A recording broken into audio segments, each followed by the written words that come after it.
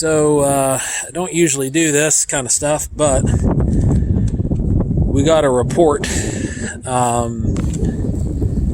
from a really reliable source recently about a vocalization encounter during a salamander survey in Kanawha State Forest.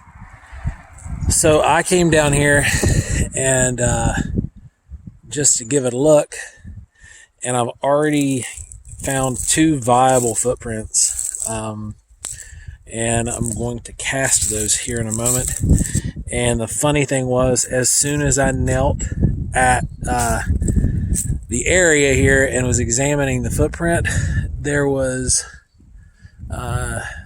2 sets of wood knocks across the road up on the mountain that were in this kind of a cadence. They were knock, knock, knock, knock, knock.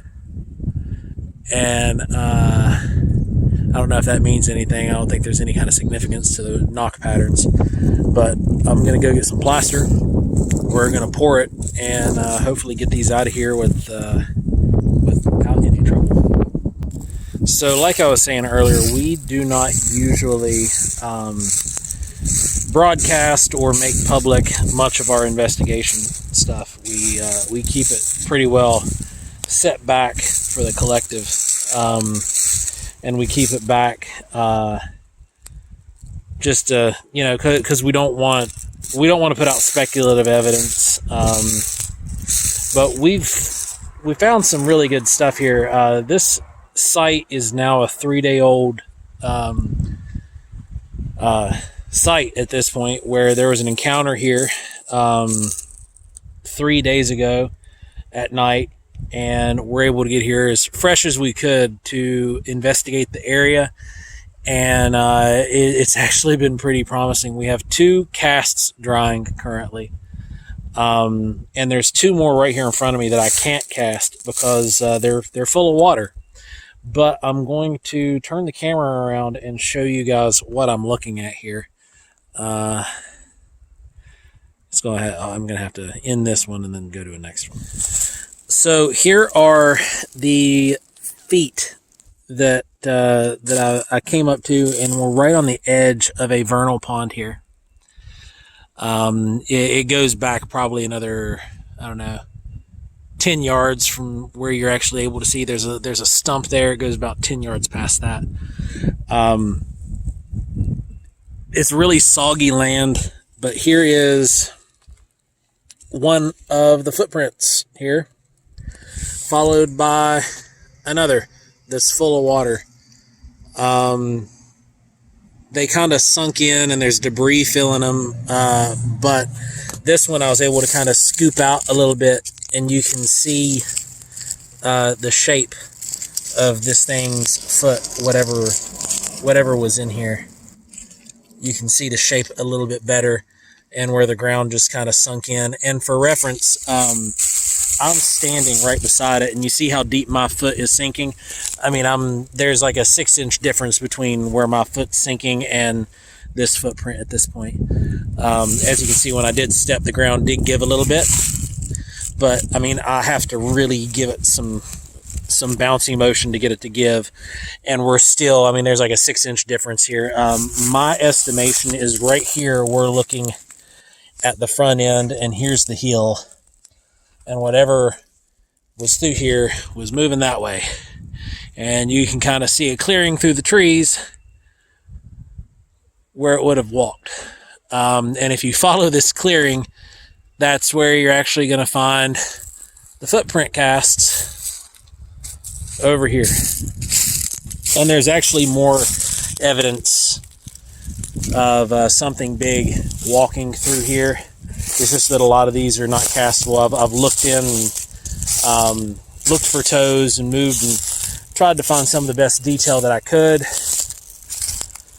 but was unable to.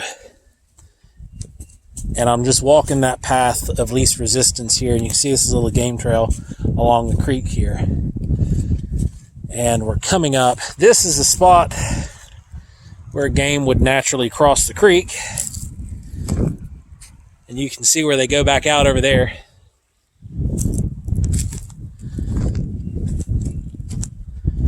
And then here we go.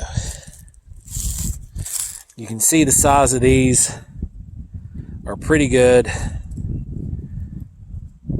They're actually one after another, and one of them has a really good impression of what looked to be like a mid-tarsal break. So I'm going to put my foot beside this, and it's roughly the same size. And just so you guys are aware, I wear a size 16 double E, and this one's actually bigger than my foot and much wider. This one was also wider than my foot. So this one was snapped here and there, and they're twisted. Well, that one's twisted up top. This one's not twisted. This is snapped over and then twisted there at the other side. But that was interesting. So the ground here along the creek bed, which is where I found the tracks there, is real dense, and it's really sandy. It really takes a lot of pressure to try to make some imprints, and I have been actually jumping up and down in the area where I've got those casts, and I cannot get an impression nearly deep enough to match what's in the ground. So whatever was there weighed way more than me. I mean, this is a beautiful area. There's a hiking trail across there. I think it's the Davis hiking trail that you can see on the other side. And then just forest. And then behind me, forest. And then we've got this beautiful stream that's actually got trout in it. So there's plenty of food. I haven't had any knocks since that set that occurred right when I found those tracks. So I'm not really sure. And there are some vehicles moving around. And I'm trying to find some path of least resistance here around some of this brush just to see where it goes. See if I can find anything else. Because it's actually a fairly large area that was observed during the encounter, which basically a hobby herpetologist was doing a salamander survey and ran off the site moments after they arrived. And here's another pool over here.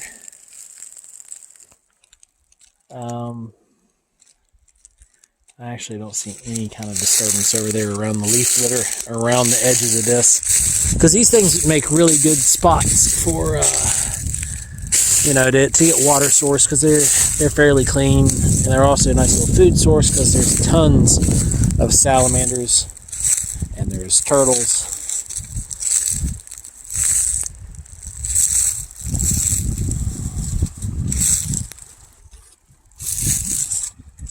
See some deer track. Yep, there's deer poop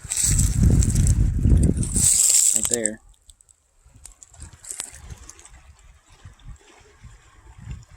Little game trail you can kind of see make its way up that way.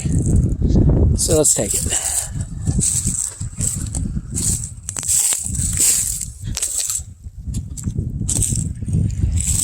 Nothing sizable moves through here. It's mostly deer. It's got to be.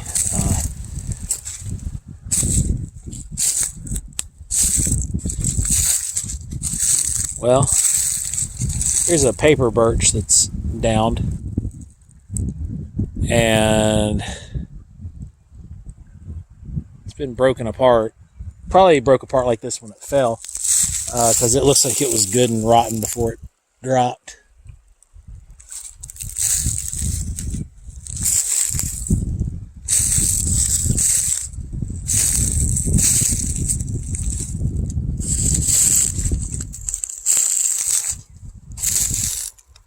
Oh yeah, this must have dropped not too recently too, because there's still indentations and kind of fresh holes in the ground.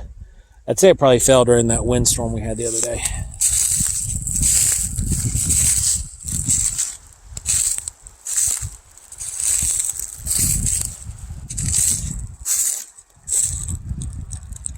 It goes all the way back down to the creek and then crosses again. You can kind of see. And then a little bit of a path here. There's a deer hoof. Another chunk of that tree that fell.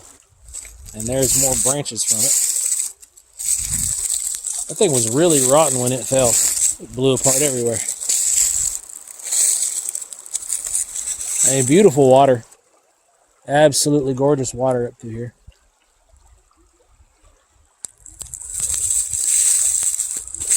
And it's it has trout in it, so you know it's clean. So it's a good, clean source of water. All right, I'm gonna go check back on our casts here, and it's been about half an hour. So I'm gonna go take a look at those and see if we're about ready to pop them, or try to pop them, out of the ground.